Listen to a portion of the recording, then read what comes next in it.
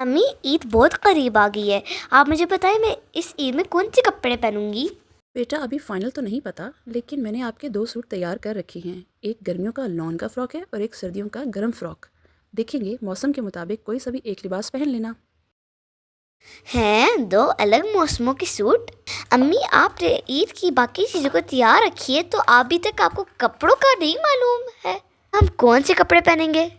بیٹا موسمیاتی تبدیلیوں کی وجہ سے آج کل کچھ پتہ نہیں چلتا کہ 3-4 دن کے بعد کیسا موسم ہوگا، اسی وجہ سے میں نے آپ کے دونوں قسم کے کپڑے تیار کر رکھے ہیں۔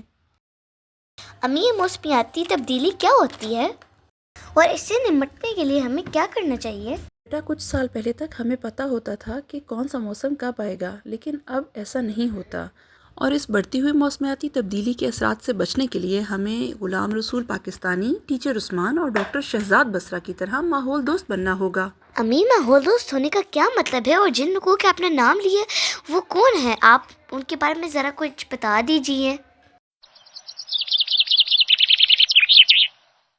ماحول دوستی سے مراد ہے کہ ہم اپنے ارد گرد کے ماحول کا خیال رکھیں اور ایسے کام کریں جن سے قدرتی ذرائع جیسے درخت، پہاڑ، پانی، دریا یہ محفوظ ہو سکیں اور ہم اپنے ماحول کو نقصان سے بچا سکیں۔ جن لوگوں کے نام میں نے بھی لیے ہیں، میں آپ کو ان کے کچھ کام بتاتی ہوں کہ کیا کام کرتے ہیں جن کی وجہ سے یہ ماحول دوست ہیں۔ مثال کے طور پر غلام رسول پاکستانی درخت اور باغات اگاتے ہیں، کم پانی سے لوگوں کو باغات اور فصلیں اگانا سکھاتے ہیں، اور یہ بتاتے ہیں کہ پاکستان کے ماحول کے حساب سے کون سے درخت سوٹیبل ہیں اور کون سے ہمارے لیے مناسب نہیں ہیں۔ ہمیں یہ سکھایا ہے کہ پاکستان میں پورا سال شجرکاری ہو سکتی ہے۔ ان کے لگائے ہوئے بہت سے پودے اب تک بن چکے ہیں اور ان پر پھل بھی آتا ہے۔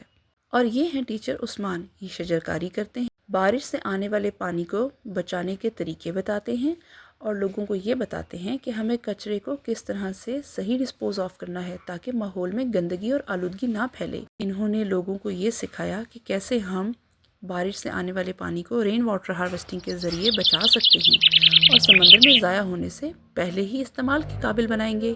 یہ شجرکاری کرتے ہیں اور جنگلوں میں لگنے والی آگ کے خلاف مہم بھی کرتے ہیں۔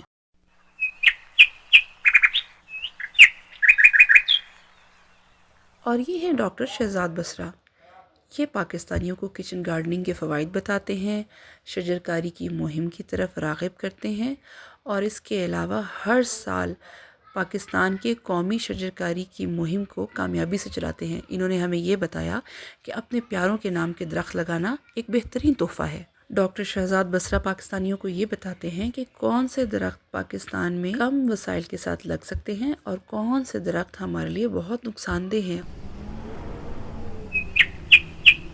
امی، جو اپنی ساری باتیں بتائیں یہ ساری کامن سینس کی باتیں اور ان میں کوئی اسپیشل بات نہیں ہے، یہ تو کسی کے کہے بغیر ہمیں سب کرنا چاہیے۔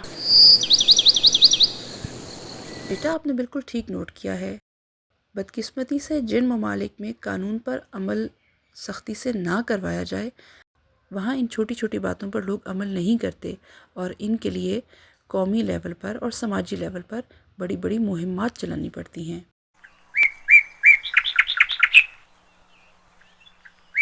امی، میں کوشش کروں گی کہ میں اور میری دوستیں ماحول دوست بن جائیں۔